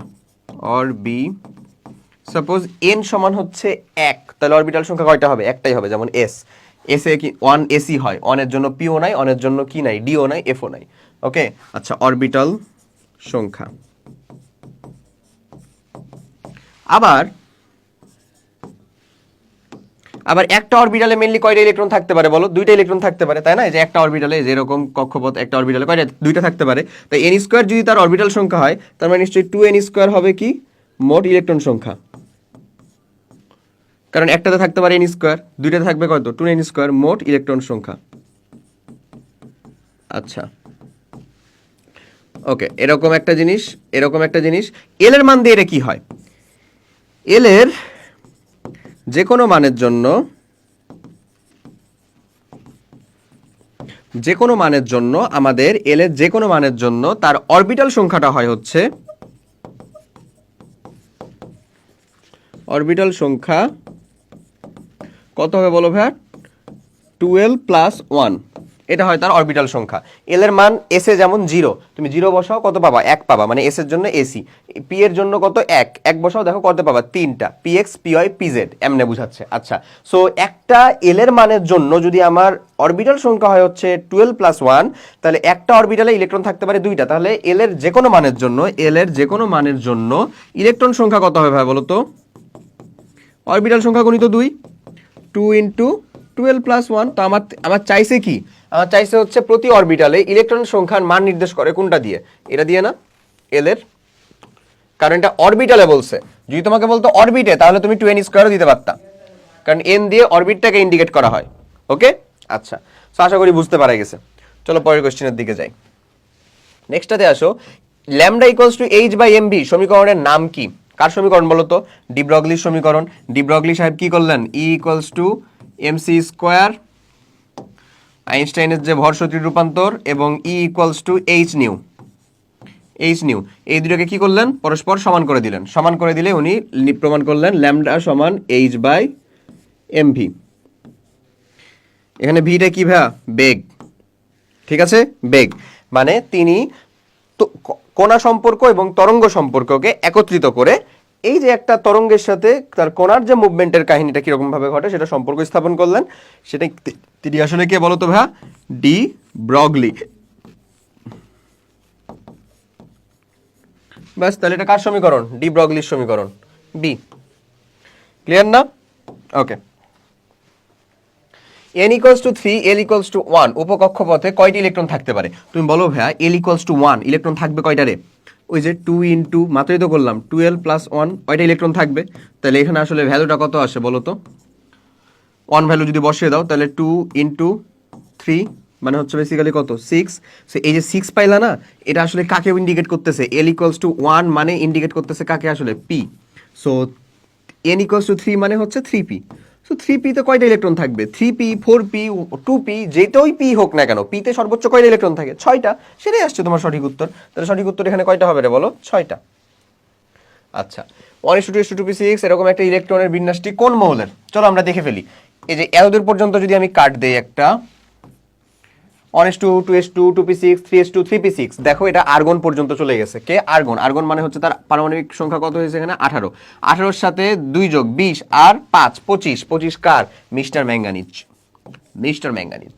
তাহলে ম্যাঙ্গানিজ সাহেব ডি। ক্লিয়ার? আমরা এমনি সহজে বের করে ফেলতে পারি। আচ্ছা, পর্যায় সারণীতে আর্সেনিকের অবস্থান কোথায়? ওকে, সো পর্যায় সারণীটাকে আমরা যেভাবে পড়বো আসলে বেসিক্যালি কেমনে পড়বো ভাবছিলাম আমরা পর্যায় সারণীকে, আমরা বলছিলাম এস ব্লক মৌল এবং পি ব্লক মৌলকে এবারে ঠাড়া মুখস্থ করে ফেলবো। বুঝছো? মুখস্থ করে ফেলবো। যদি নাও হয় তাও সমস্যা নাই, এটা ওরকম ভাবে মুখস্থ করলে আসলে চলে আসে। বাট তুমি যদি এটাকে নাও মুখস্থ করতে পারো তাও ঝামেলার কিছু না। তোমাকে তাহলে আর্সেনিকের কিন্তু পারমাণবিক সংখ্যাটা জানতে হবে, তাহলে তুমি আবার উত্তর করতে পারবা। সো নর্মালি আমরা আর্সেনিক পর্যন্ত পড়ি না, আমরা জিঙ্কে যে থেমে যাই, ওটা কিন্তু 4 নাম্বার পর্যায়েরই মৌল।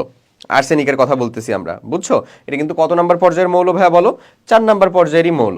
আচ্ছা, তো যাই হোক, এটা হচ্ছে আমাদের সেই 15 নাম্বার গ্রুপের, 15 নাম্বার গ্রুপের। তাহলে এখানে থাকে হচ্ছে 1 নাম্বার গ্রুপে, 15 নাম্বারে 1 নাম্বার পর্যায়ে তো কেউ নাই, আছে হচ্ছে নাইট্রোজেন, আর্সেনিক। ওকে, তো এটা কত ছিল ভাইয়া বলো তো? 15। তাহলে এটা হচ্ছে আসলে 33 বেসিক্যালি এটাই হবে। তো চলো, আর্সেনিক যদি 33 হয়, আমরা সেটার পারমাণবিক মানে ইলেকট্রন বিন্যাসটা করে ফেলি। 33, আচ্ছা, 1:2, 2:2, 2p6, 3:2, 3p6, 4:2, 18, 20 হইল, 3d10, 4p3। সো দেখো তো ইলেকট্রন বিন্যাসটাকে যদি আমরা একটু সাজাই, তাহলে আমাদের 3d10 এর পরে 4s2 থাকে, 4p3 থাকে। তুমি বলো ভাইয়া, এই যে মানে ns2 np126 এটা কোন অরবিটালের মৌলের বৈশিষ্ট্য? অবভিয়াসলি পি অরবিটালের মৌলের বৈশিষ্ট্য। সো পি অরবিটালের মৌলের বৈশিষ্ট্য হলে, পি ব্লক মৌলের বৈশিষ্ট্য হইলে নিশ্চয়ই এটা পি ব্লক মৌলের অবস্থান নির্ণয় করার উপায়টা কি ছিল আমাদের? উপায়টা কি ছিল বলো? উপায়টা ছিল এইটাই যে তার পর্যায়টা হচ্ছে কত, এন এর ভ্যালু, যেটা এন এর ভ্যালু কত রে? 4। সো তার পর্যায়টা হচ্ছে 4। পর্যায়ে 4 যুক্ত কে গেছে রে? 1 আর 2। তার মানে এই যে সি অথবা ডি এর ভিতরে একটা উত্তর হবে। ঠিক আছে, আচ্ছা এবার পর্যায় তো পেয়ে গেছো, গ্রুপগুলোকে দেখো ভাইয়া নর্মাল ভাবে দেওয়া নাই, তুমি এখানে আধুনিক ভাবে গ্রুপ নির্ণয় করতে পারবা। গ্রুপের আধুনিক নির্ণয় হচ্ছে এস এর ইলেকট্রন প্লাস পি এর ইলেকট্রন প্লাস 10, মানে কত হয় হচ্ছে আসলে বেসিক্যালি 15। বুঝছো? আর আগের নিয়মটা কি জানো? আগের নিয়ম অনুযায়ী আসলে পর্যায় সারণীর যে 18টা গ্রুপের মৌল আছে তাদেরকে বেসিক্যালি দুইটা সাব গ্রুপে ভাগ করা হয়েছিল, একটা হচ্ছে এ সাব গ্রুপ আর একটা হচ্ছে বি সাব গ্রুপ। সো আমাদের এস ব্লক মৌল এবং পি ব্লক মৌলগুলা এ সাব গ্রুপের অন্তর্ভুক্ত। কোন সাব গ্রুপের অন্তর্ভুক্ত ভাইয়া বলো? এ সাব গ্রুপের অন্তর্ভুক্ত। আমাদের এস আমরা হচ্ছে থিওরিটিক্যাল যখন ক্লাস করছি, মানে করছি আবার বলছি করাইছি, থিওরিটিক্যাল ক্লাসের মধ্যে একটা মানে কি বলছি যে আমাদের সনাতন নিয়মে হচ্ছে পর্যায় সারণীতে কোনো একটা মৌলের অবস্থান নির্ণয়, এটা একেবারে ডিটেলসে করানো আছে, তুমি কাইন্ডলি ওখানে দেখে ফেলতে পারো, বাট আমি এখানকার জন্য যতটুকু লাগবে সেটুকু বলে দিচ্ছি। এস এবং পি ব্লক মৌলগুলো কোন সাব গ্রুপের অন্তর্ভুক্ত? এ সাব গ্রুপের অন্তর্ভুক্ত। তাহলে তার সামনে যে একটা রোমান সংখ্যা, ওই রোমান সংখ্যাটা কত হবে? সর্বস্থিত শক্তি স্তরে ইলেকট্রনের যোগফল প্লাস হচ্ছে রোমান সংখ্যা। তাহলে আসলে এখানে সর্বস্থিত শক্তি স্তরে ইলেকট্রন কত আছে? 5টা। তাহলে 5 বসিয়ে দিলাম, রোমান সংখ্যাটা কত তাহলে? ভি। আর তারপরে তার সাবগ্রুপ কত ভাই? যেহেতু এটা পি ব্লক মৌল, তাহলে এস আর পি কোথায়? এতে। তার মানে ভি এ, এটাই হচ্ছে তার কত? এটাই হচ্ছে তার গ্রুপ। তাহলে গ্রুপটা কোথায় হচ্ছে তাহলে দেখো তো ভাই, অবভিয়াসলি আমাদের সঠিক উত্তরটা হয়ে যাচ্ছে সি। ক্লিয়ার? ওকে। একই শক্তি সম্পূর্ণ বিভিন্ন অরবিটালে ইলেকট্রনগুলো সর্বাধিক বিজোড় অবস্থায় থাকতে পারে, মানে সর্বাধিক অযুগ্ন অবস্থায় থাকতে পারে। এটা কে বলে গেছিলেন? আমাদের শ্রদ্ধেয় হুন্ড সাহেব, তাই না? তাহলে এটা হচ্ছে হুন্ডের সূত্র বেসিক্যালি। ওকে, সো পলির বর্জন নীতি, আহ্বান নীতি এবং হুন্ডের সূত্র বা হুন্ডের নীতি, এই তিনটাই তো আমাদেরকে পড়া লাগে আসলে। আচ্ছা, পর্যায় সারণীতে সম্প্রতি সংযুক্ত নতুন মৌলগুলোর পারমাণবিক সংখ্যা হলো, এটা আগে আসা একটা কোয়েশ্চেন, তারপরে ইম্পর্টেন্ট, এটা একটা মাথায় রাখবো। বিজোড় 113 থেকে শুরু, 113, 115, 117, 118, এই কয়টা? ঠিক আছে, তাহলে কত থেকে শুরু? 113। এই যে 113, 115, 117, এটাই মাথায় রাখবো যে বিজোড় সংখ্যা হবে 113 থেকে শুরু হবে। তাহলে বিজোড় 113 এমনি, আর তারপরে সবশেষে হচ্ছে 118, সেটা হচ্ছে ওজি, অগ্নেসিয়াম। ওকে, এই কয়টা। আচ্ছা, কোনটি আয়রন 2 Fe2+ এর ইলেকট্রনিক বিন্যাস? এফি। কোনো ব্যতিক্রম নিয়ম কি ঘটে? না। তাহলে ইলেকট্রন বিন্যাস করে ফেলো তো। এই যে আর্গন নিয়ে নাও, 1s2, 2s2, 2p6, 3s2, 3p6, 18 শেষ। তারপরে 4s2, 20, 3d কত থাকবে তাহলে ভাই? 6, তাহলে তো 26 হইলো। 18, 20, 26, গুড। আয়রন 2+, Fe2+, কোথা থেকে ইলেকট্রন যাবে? তার মানে কয়টা থাকলো? 24টা। তাহলে আর্গন নিলা, 4s কি কিছু থাকলো আর নাকি দুটো ইলেকট্রন চলে গেছে? চলে গেছে। তাহলে আমাদের থাকলো হচ্ছে 3d6, 4s 0। তাহলে এটাই না? এটাই তার ইলেকট্রনিক কনফিগারেশন।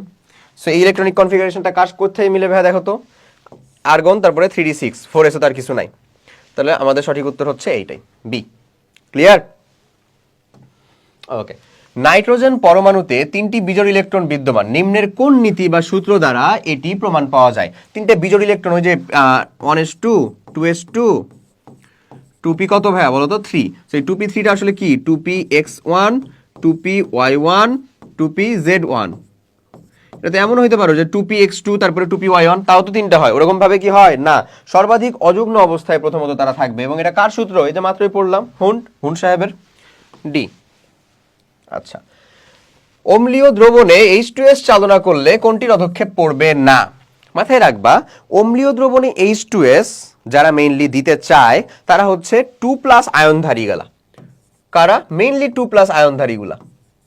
কারণ এই যে তাদের সালফাইডের কি পড়ে? পদক্ষেপ পড়ে। এটা হচ্ছে গ্রুপ বিকারক মনে রাখার টেকনিক।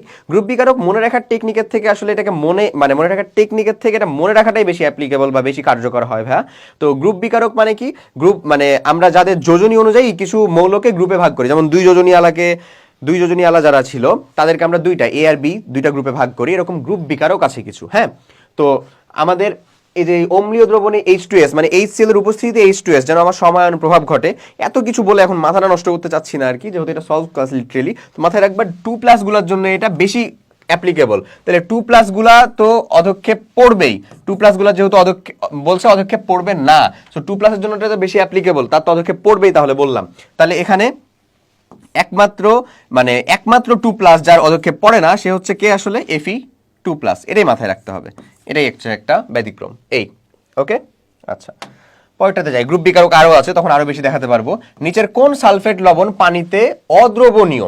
মাথায় রাখতে হবে ভাইয়া, সালফেটদের ভিতরে কিছু মাত্র সালফেট হচ্ছে অদ্রবণীয়, যেমন তার ভিতরে একটা গুরুত্বপূর্ণ সালফেট হচ্ছে বেরিয়াম সালফেট, হ্যাঁ, স্ট্রনশিয়াম সালফেট, সিলভার সালফেট, এগুলা হচ্ছে পানিতে কি ভাইয়া বলো তো? অদ্রবণীয়।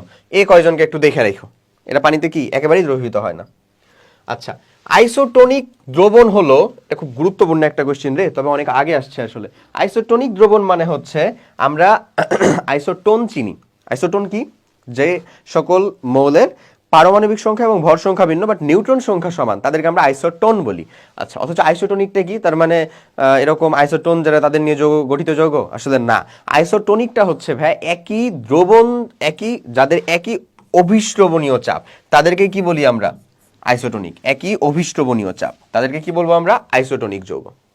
আচ্ছা, রোগ নির্ণয়ে যে এমআরআই করা হয় মানে ম্যাগনেটিক রেজোন্যান্স ইমেজিং, এই যে প্রসেসটা করা হয়, তার মূলনীতির সাথে নিজের কোন বর্ণালীমিতিটি সাদৃশ্যপূর্ণ? আমরা জানি এটা কে সাদৃশ্যপূর্ণ আসলে? এনএমআর। কোথায় মারবো? এনএমআর। আমার একটা ফ্রেন্ড ছিল বলতে এখনো আছে আসলে, তো ও এখানে কে এনে এনে তেনে এমনে, হ্যাঁ। তো যাই হোক, এটা তার হচ্ছে আঞ্চলিকতা। সো আমরা খুব এনজয় করতাম এটাকে, মজাই লাগতো আসলে, মানে জাস্ট অনলি খালি পচানোর জন্য না। অবভিয়াসলি আঞ্চলিকতা কোনো খুব সত্য কথা হচ্ছে আঞ্চলিকতা কোনো আসলে লজ্জা পাওয়ার কিছু না। তবে আমরা তো একটা বিষয় বুঝি যে আসলে ধরো কোন জায়গাটা ফর্মাল, কোন জায়গাটা হচ্ছে ইনফর্মাল, ব্যাপারটা এরকম না। সো আমি যদি এখানে এসে রীতিমতন আঞ্চলিকভাবে কথা বলাই শুরু করি, তাহলে কিন্তু তোমার কাছে এটা একটু লেস অ্যাকসেপ্টেবল হবে, এটাই স্বাভাবিক ভাব, তাই না? বাট স্টিল কি আমার অঞ্চল থেকে উঠে আসার জন্য আমার কোনো আঞ্চলিকতা নাই? আছে। তো তুমি তোমার আঞ্চলিকতাটা ব্যবহার করো না রে ভাই, গর্বের সাথে ব্যবহার করো, সমস্যা নাই। বাট এটার খালি বৈধতা চেয়েও না যে এটা তুমি সব জায়গাতে ব্যবহার করবা। কি দরকার সব জায়গাতে ব্যবহার করা, তাই না? মানে আমরা তো আমাদের আলাদা আলাদা সময়ের জন্য আলাদা আলাদা ড্রেস ঠিক করে রাখতে পারছি, তাহলে আলাদা আলাদা কি বলে ভাষা ব্যবহার করলে সমস্যা কি আসলে? আচ্ছা, যাই হোক, মানে নাহলে তো ঢালাও ভাবে সবার সাথে তুমি একই রকম ব্যবহার করছো, এরকমই চলে যাবে। যাকে কথার ভিতরে মানে ক্লাসের ভিতরে ওগুলো ঢুকাতে চাইবো না। তো ওখানে ওর কাছ থেকেই আসলে শোনা, আমাদেরকে পড়তে হয় ধরো এনএমআর এর মাধ্যমে একটা মৌলের মানে তার গাঠনিক সংকেত কেমন হবে সেটা পর্যন্ত নির্ণয় করা যায়। হ্যাঁ, এটা ভার্সিটিতে ওইসব পড়ো আসলে, পাবা, মজাদার। তো যাই হোক, ওখানে আমরা বলতাম কোথায় মারবো, ও রিপ্লাই করতো এনএমআর। তো ওই এনএমআর এটা কি আসলে? Nuclear magnetic resonance. Okay, NMR clear? আচ্ছা, নিচের কোনটি দ্বারা অ্যামোনিয়া গ্যাস শুকানো হয়? গুরুত্বপূর্ণ একটা কোশ্চেন ভাই, 19-20 আসছে, বাট লিটারেলি গুরুত্বপূর্ণ একটা কোশ্চেন, ট্রিকি একটা কোশ্চেন। কেন ট্রিকি জানো? কারণ হচ্ছে দেখো, এটা গ্যাস শুকাবো আমি, নট আমি হচ্ছে যে এটাকে নিউট্রাল করব বা এটাকে আমরা শেষ করে দিব, এমন কিছু না কিন্তু। জাস্ট তাকে কি করতে হবে? শুকাতে হবে। তো এটা আসলে কে করে জানো ভাই? একমাত্র এখানকার ভিতরে ক্যালসিয়াম অক্সাইড। এবং এটা উত্তর একটা ট্রিকি উত্তর। কেমনে ট্রিকি উত্তর?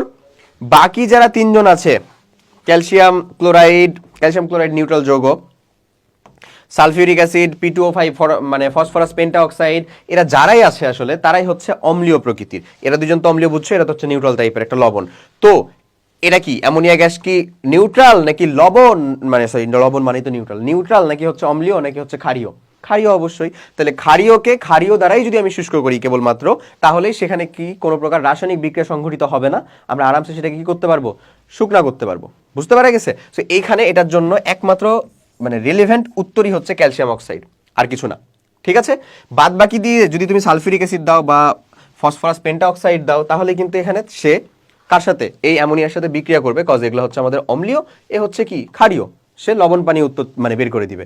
আর এইটা কি ছিল আমাদের ক্যালসিয়াম ক্লোরাইড, সে নিউট্রাল, সে কোনোভাবেই মানে কোনো কাজে অংশগ্রহণ করবে না আসলে, শুকানোর কাজেও না, আদার্স কাজেও না।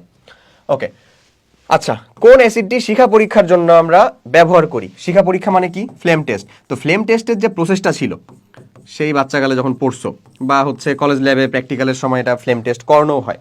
তো ফ্লেম টেস্ট করার ক্ষেত্রে প্রথম যে কাজটা ছিল, প্লাটিনামের একটা সূক্ষ্ম তার, এই সূক্ষ্ম তারের মধ্যে তুমি যে লবণটা নিয়েছো, যার শিখাটা তুমি পরীক্ষা করবা কালারটা দেখে, তার আগেই কিন্তু সেটাকে একটা তরলের মধ্যে কি করতে হতো বলো তো, নিউট্রালাইজ করে নিতে হতো বা চুবানো হইতো খুবই অল্প সময়ের জন্য। ওটা আসলে কি ছিল? পানি না, কি ছিল বলো তো?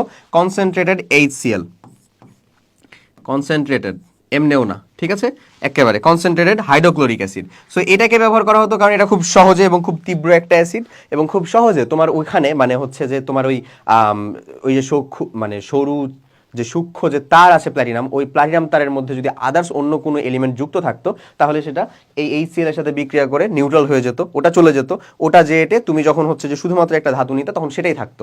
সেজন্য এটাকে আগে কি করা হয়, এই যে মানে অ্যাসিডিফাই করে ফেলা হয়, কার সাথে? HCl এর সাথে। সো আমাদের তাহলে সঠিক উত্তরটা কোনটা হবে বলো? ডাইলুটেড HCl হবে কি না? নিশ্চয়ই। কেমন হবে? কনসেন্ট্রেটেড হবে। সো কনসেন্ট্রেটেড HClটা কোথায়? সি নাম্বারে, সঠিক উত্তর সি। আচ্ছা, পরের কোশ্চেনে আসি।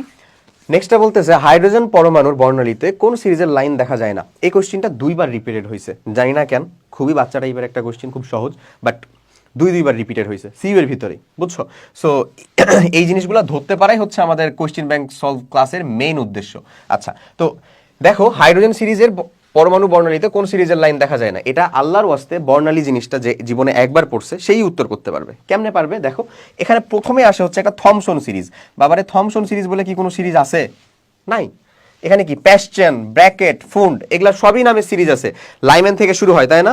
এন যদি মানে N1 এর ভ্যালুটা যদি 1 হয়, মানে অসীম থেকে হোক, যেখান থেকেই হোক না কেন, যদি 1 নম্বর শক্তি স্তরে আসে সেটা কি হয়? লাইম্যান। 2 নম্বর শক্তি স্তরে আসে বামার, 3 নম্বরে প্যাশ্চেন, 4 নম্বরে ব্র্যাকেট, 5 নম্বরে ফুন্ড বা ফান্ড, 6 নম্বরে কি হামফ্রিস, তাই না? থমসন নামে কি কোনো সিরিজ আছে? নাই। তার মানে নিশ্চয়ই এটা নাই। তাহলে সঠিক উত্তর কোনটা আমাদের? এ। বুঝাই কি যাচ্ছে খুব আরামসে? আচ্ছা আচ্ছা, এই যে দেখো নিচের কোনটি প্ল্যাঙ্কের সমীকরণ? প্ল্যাঙ্কের সমীকরণ কোনটা রে? ও বাবা রে, কত কঠিন question. E equals to H nu, so E equals to H C by lambda. আরো ভাঙবো? আর তো ভাঙা যায় না, যাই হোক, E equals to H nu. এ, দেখছো কত কঠিন? আচ্ছা, এই যে দেখো আবার যেটা বলতেছিলাম, হাইড্রোজেন পরমাণুর কোন লাইন দেখা যায় না? Thomson series. আচ্ছা, অজৈব লবণের গ্রুপ বিশ্লেষণে, এই যে যেটা বললাম ভাইয়া, অজৈব লবণের গ্রুপ বিশ্লেষণে, তো প্রথমত তোমার কাছে একটা টাস্কি খাওয়ার মতন কথা যে ভাইরে ভাই, এই যে 3A গ্রুপ আবার কি? এটা হচ্ছে ওই গ্রুপ বিকারকের জিনিসপাতি, বুঝছো? যেটা আমাদের এই শর্ট সিলেবাসের ভিতরে কিন্তু আসলে ইনক্লুডেড না। আয়ন শনাক্তকরণের ভিতরে গ্রুপ বিকারকটা শর্ট সিলেবাসের মধ্যে ইনক্লুডেড না, এটা ফুল সিলেবাস থেকে কোশ্চেন, এবং তাদের একটা পছন্দের জায়গার কোশ্চেন। দেখো 21-22 আসছে, পছন্দের জায়গার কোশ্চেন। সো 3 মানে কি বুঝাচ্ছে ভাইয়া বলো তো? 3 মানে বুঝাচ্ছে হচ্ছে যে 3 যোজনীযুক্ত মানুষজন, মানে মৌল 3 যোজনীযুক্ত, ফেরিক, তারপরে হচ্ছে অ্যালুমিনিয়াম প্লাস, এরা 3 যোজনীযুক্ত। ওকে, আচ্ছা, তো 3 যোজনীযুক্তর গ্রুপ বিশ্লেষণে 3-এর এ যেটা, 3-এর এ আছে, 3-এর বিও আছে, তাদের জন্য আমরা কাকে ব্যবহার করব? 3-এর এর জন্য আমরা সবসময় মাথায় রাখবা, প্রথমকার জন্য আমরা সমায়ন প্রভাবটা কম খাটাবো। সমায়ন প্রভাব কম খাটানোর জন্য আমরা সেখানে হচ্ছে সিম্পল অ্যামোনিয়াম হাইড্রোক্সাইড প্লাস হচ্ছে অ্যামোনিয়াম ক্লোরাইড, এই দুজনকে ব্যবহার করব। এখানেও যে হবে না এমন না, হবে। এবং ফেরিক হাইড্রোক্সাইড, অ্যালুমিনিয়াম হাইড্রোক্সাইড, এদের কি পড়বে? অধক্ষেপ পড়বে। আর 3-এর বি যদি হইতো তাহলে সমায়ন প্রভাবটা বেশি খাটাবো, সেখানে এটুকুর সাথে আরেকটু বেশি যোগ করতে হয়, ammonium hydroxide plus ammonium chloride plus হচ্ছে H2S, এদেরকে যোগ করতে হয়, এমনি যোগ করতে হইতো, বুঝছো? বাট আমাদের তো এ চাইছে, এটা কোনটা? এটা। তাহলে এ সঠিক উত্তর জন্য আমাদের এখানকার সঠিক উত্তর হচ্ছে বি। ক্লিয়ার ভাইয়া? পারা যাবে না? আশা করি পারা যাবে। চলো পরেরটা দেখি। দ্রবণে কপার আয়ন পরীক্ষার জন্য ব্যবহৃত হয় নিচের কোনটি? কপার শনাক্তকরণ, ওরে বাবা 21-22 ভাই, মাথায় রেখো কিন্তু, আয়ন শনাক্তকরণ জায়গাটা অনেক পছন্দ হওয়া শুরু করছে। কপার, সো কপার বা অবস্থান্তর মৌলগুলোকে শনাক্তকরণের জন্য আমরা কিছু জাতীয় বিকারক ব্যবহার করি, জাতির বিকারক যাকে বলে রীতিমতন, সেটা হচ্ছে আমাদের ওই যে পটাশিয়াম হেক্সাফেরিসায়ানাইড, হেক্সাফেরোসায়ানাইড, বাট সঠিক উত্তর ওখানে একটাও নাই। আছে আলহামদুলিল্লাহ? নাই। ওকে, তো ফেরিং সলিউশন, এরকমটা কি সঠিক উত্তর হবে? ফেলিং সলিউশন না। কেন ফেলিং সলিউশনটা সঠিক উত্তর হবে না বলো দেখি? কারণ ফেলিং দ্রবণের জন্য কপার কিন্তু ফেলিং দ্রবণেরই একটা অংশ। ফেলিং দ্রবণের ভিতরে কপার থাকে, কপার হাইড্রোক্সাইড প্লাস সোডিয়াম হাইড্রোক্সাইডের অতিরিক্ত জলীয় দ্রবণকে বলা হয় কি? ফেলিং দ্রবণ। অথবা অ্যামোনিয়াযুক্ত কপার হাইড্রোক্সাইড, ক্ষারীয় কপার হাইড্রোক্সাইড, সেটাকে আমরা কি বলতে পারি? ফেলিং দ্রবণ। ওকে, সো তাহলে কপার দিয়ে কি কপারকে শনাক্ত করবো? নিশ্চয়ই না, তাহলে ওটা বাদ। আগে বেরিলিয়াম ক্লোরাইড, নিশ্চয়ই না। বেরিলিয়াম ক্লোরাইড কাকে আমরা শনাক্তকরণের জন্য ব্যবহার করতে পারি বলতো? মেইনলি অ্যানায়নকে, হ্যাঁ, sulphate, beryllium sulphate, beryllium carbonate, এদেরকে শনাক্তকরণের জন্য। আচ্ছা, সালফেট কার্বনেটকে। সিলভার নাইট্রাইট, এটা হচ্ছে ক্লোরিন শনাক্তকরণের জন্য। তাহলে একমাত্র বেঁচে থাকে আসলে অ্যামোনিয়াম হাইড্রোক্সাইড, এবং সত্য কথা হচ্ছে এটাই, এও একটা জাতির বিকারক। কে? Ammonium hydroxide. এও আমার অবস্থান্তর অনেক মৌলের সাথেই বিক্রিয়া করে। এরকম ভাবেই আসলে কাকে মনে রাখতে হয়, এই যে আয়ন শনাক্তকরণের প্রসেসটাকে মনে রাখতে হয়। ঠিক আছে, এমন। তাহলে এখানে সঠিক উত্তর একমাত্র হওয়ার জন্য দাবি রাখে কে? অ্যামোনিয়াম হাইড্রোক্সাইড, এবং এটাই সঠিক উত্তর। আচ্ছা, 0.3 মোলার HCl এর উপস্থিতিতে H2S গ্যাস প্রবাহিত করলে কোন আয়নটি অধক্ষেপ দিবে? যদিও কোশ্চেনটা আগের, এটা ওই গ্রুপ বিকারক থেকেই। এই যে 0.3 মোলার আসলে কি বুঝাইছে ভাই বলতো? লঘু HCl বুঝাইছে। এটা আসলে বেসিক্যালি লঘু HCl বুঝাইছে। একটু ট্রিক খেলছে তারা, প্লাস H2S। তার মানে এখানে কি সময়ন প্রভাব দিয়ে বলতেছে। তো সময়ন প্রভাব দিয়ে, সময়ন প্রভাবের মাধ্যমেও অধক্ষেপ ফেলে দিবে, এরকম মানুষজন আসলে কারা জানো? এরকম মানুষজন হচ্ছে তারাই যাদের দ্রাব্যতার গুণফলের মানটা খুবই কম, মানে যাদের দ্রবীভূত হওয়ার সম্ভাবনা অনেক কম থাকবে। সো এখানকার ভিতরে এই যে এই চেহারাগুলো দেখো, এই চেহারাগুলোর ভিতরে একমাত্র দ্রবীভূত কম হবে কে বলতো? এই যে SN2+। তার মানে সঠিক উত্তর কিন্তু এখন এটাই, SN2+ই। এগুলা দেখো দ্বিতীয় গ্রুপের মৌল, এরা তো অবশ্যই ধাতব ধর্ম বেশি, তারা তো এমনি দ্রবীভূত হবে। জিঙ্কও কি আমাদের দ্বিতীয় গ্রুপের মৌল বলতেছি না, কিন্তু তাও তো এটা আমাদের ডি ব্লক মৌল। ডি ব্লকের মৌলের ধাতব ধর্ম কিন্তু আমাদের পি ব্লক মৌলের থেকে বেশি। এখানে পি ব্লক মৌলকে একমাত্র SN। ক্লিয়ার? এভাবে আমরা এটাকে ট্রিক খাটায় উত্তর বের করতে পারি। আচ্ছা, এরপরে দেখো শিখা পরীক্ষায় ব্যবহৃত হয় কোন অ্যাসিড? জানি আমরা HCl, এটা আমরা চোখ বন্ধ করে দিতে পারবো। ওকে, স্ট্রনশিয়াম কার্বনেট শিখা পরীক্ষায় কি রং দেখাবে? স্ট্রনশিয়াম যে আয়নটা, এ আসলে রক্তবর্ণের মতন লাল দেখায়। ক্যালসিয়াম যে আয়নটা, সেটা কার মতন দেখায় বলতো? ইটের মতো লাল। ইটের মতো লাল। আর এটা হচ্ছে কি? রক্তবর্ণ মতো লাল, এমন। এটা হচ্ছে রক্তবর্ণের মতো লাল, আর এটা হচ্ছে সূর্যাস্তের মতো লাল বা হচ্ছে রক্তবর্ণের মতো লাল, একই কথা। ওকে, একই, আর তো কোনো অপশনই নাই রে ভাই। আর ক্যালসিয়ামটা কেমন? ইটের মতো লাল। পটাশিয়ামটা কেমন বলো তো? পটাশিয়াম কি? কে না? কে দিয়ে পটাশিয়াম টু পার্পল। পার্পল মানে কি? বেগুনি। ওকে, আচ্ছা। আর তারপরে আসে হচ্ছে আমাদের সোডিয়াম, এটা দেখা হচ্ছে সোনালী হলুদ।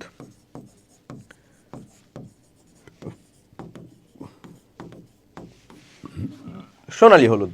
ওকে, আচ্ছা। আর একটা দেখে রাখতে হয় মেইনলি, সেটা হচ্ছে আমাদের বেরিয়াম, সেটা হচ্ছে অ্যাপেল গ্রিন। এই কয়টা জেনে রাখলেই হয়, মেলা অনেক হইল। ওকে, এর বাইরে আসে না নর্মালি। আচ্ছা, যে কোনো ক্রোমাটোগ্রাফিতে কোনো যৌগের আর এর মান নিচের কোনটির থেকে বেশি হইতে পারে না। আর এর মানটা কি? আচ্ছা, আর এর মানটা হচ্ছে ভাই রিটেনশন ফ্যাক্টর। কি নাম বলো তো?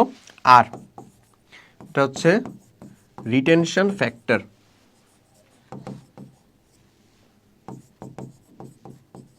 রিটেনশন ফ্যাক্টর এটা কেমনে কাজ করে বলি? এটা কাজ করে হচ্ছে যে আর ইজ ইকুয়ালস টু, সবসময় মাথায় রাখবা, এটা যদি দূরত্ব দিয়ে বুঝায়, আমি এটা পেপার ক্রোমাটোগ্রাফি দিয়ে তোমাকে বুঝাই দিচ্ছি, তুমি এটা পারবা, উত্তর খুবই সহজ।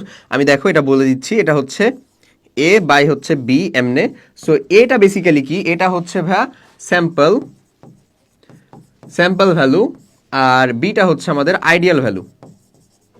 Ideal value. তো এখানে আসলে কি ঘটে জানো? ধরো এইখানে একটা নিলা, নেওয়ার পরে তুমি একটা কোনো স্যাম্পল ভ্যালুকে এইরকম ভাবে ছেড়ে দিলা, ও হচ্ছে এতদূর পর্যন্ত আসলো।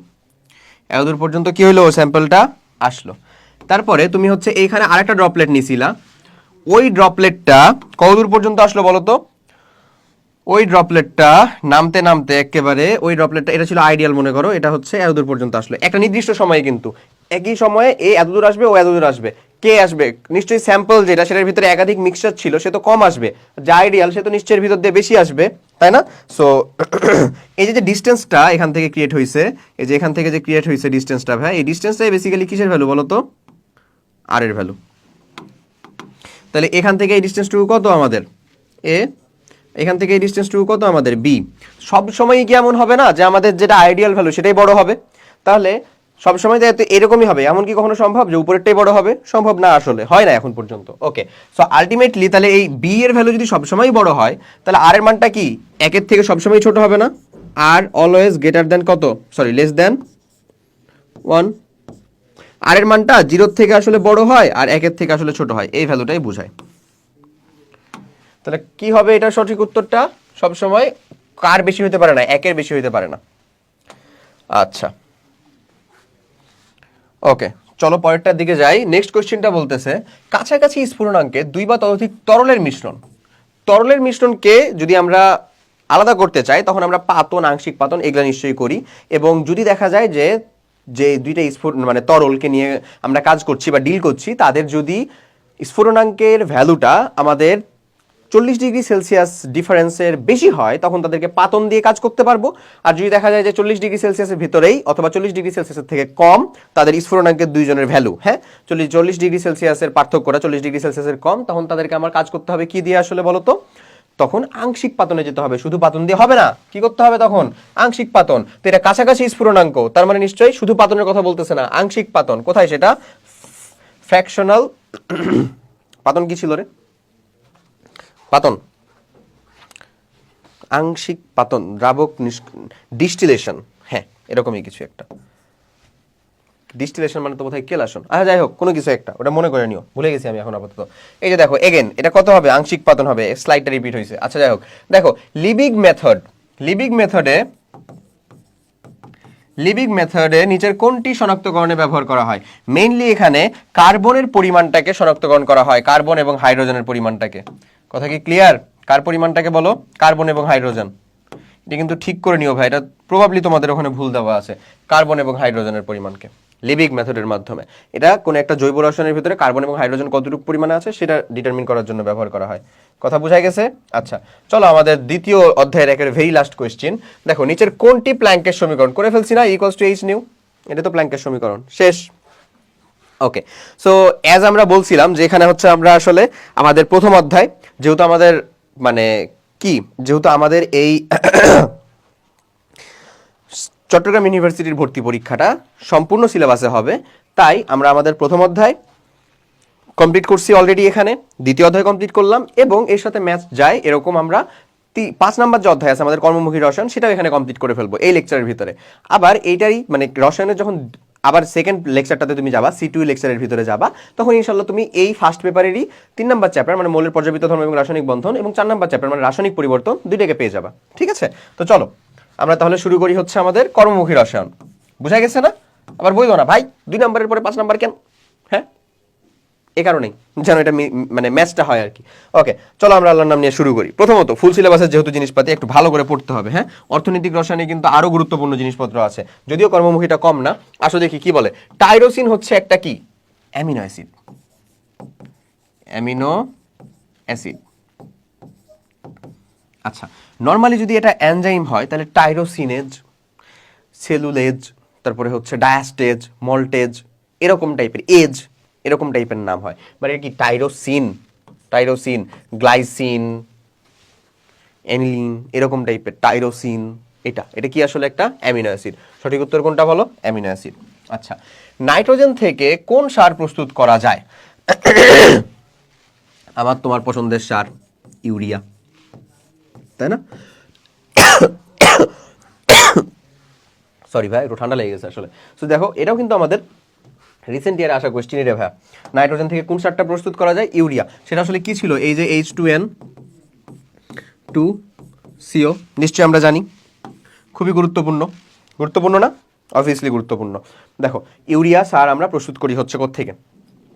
এখান থেকে, দ্যাটস ওয়াই। আচ্ছা তো ইউরিয়া সঠিক উত্তর হয়ে গেল।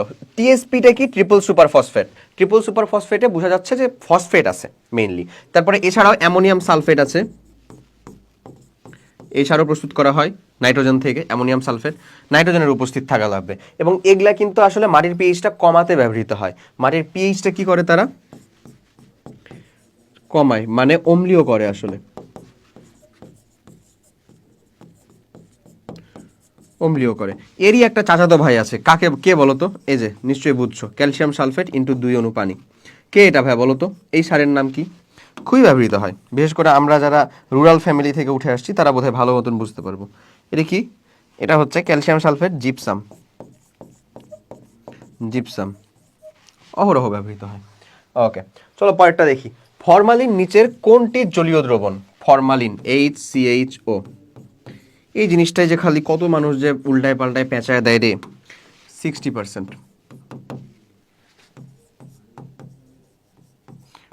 কোথাও 40 থেকে 60 দেওয়া আছে জলীয় দ্রবণ। এটাকে কি বলবো আমরা? ফর্মালডিহাইড বলবো? হ্যাঁ বলবো। ফর্মালডিহাইডের যদি বলো যে ফর্মালডিহাইডের 60% জলীয় দ্রবণ, তাও হবে। এটার অপর নাম আছে না ভাই, মিথানল। এটা তো একটা অ্যালডিহাইড, তো মিথানলের 60% জলীয় দ্রবণ, তাও হবে। আর যদি এমন হয়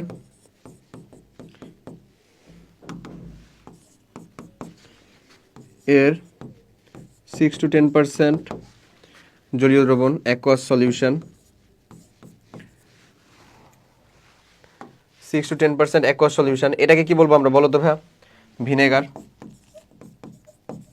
অ্যাসিটিক অ্যাসিডের বলো অথবা হচ্ছে যে ইথানোয়িক অ্যাসিডের বলো অথবা যাই বলো না কেন, এটাকে কি বলবো আমরা? ভিনেগার বলবো। সো আমাদের তাহলে এটা কি ইথানোয়িক অ্যাসিডের হবে? নিশ্চয়ই না।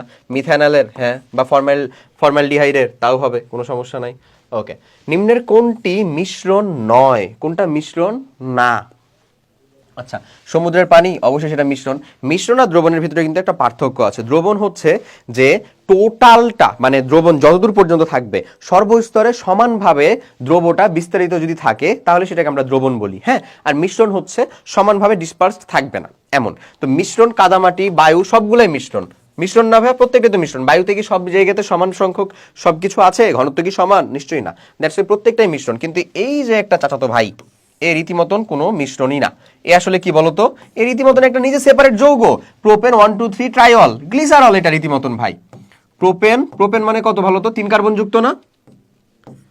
এই যে দেখো OH 1 2 3 ট্রাইওয়াল, এটা হচ্ছে প্রোপেন 1 2 3 ট্রাইওয়াল। বা এটা আসলে কি? গ্লিসারল। এটা তো সেপারেট নিজে একটা যৌগ। এ আবার কিসের মিশ্রণ বা দ্রবণ? এটা কি? গ্লিসারল। তো এরই আবার একটা চাচাতো ভাই আছে, ওটাকেও দেখে রাখো, ওটাও খুব কাজে লাগে ভাই। CH2 CH CH এর ডাবল মনে করে নাও, CH CH CH2, প্রত্যেকটাতে একটা করে OH লাগিয়ে দাও, 6টা।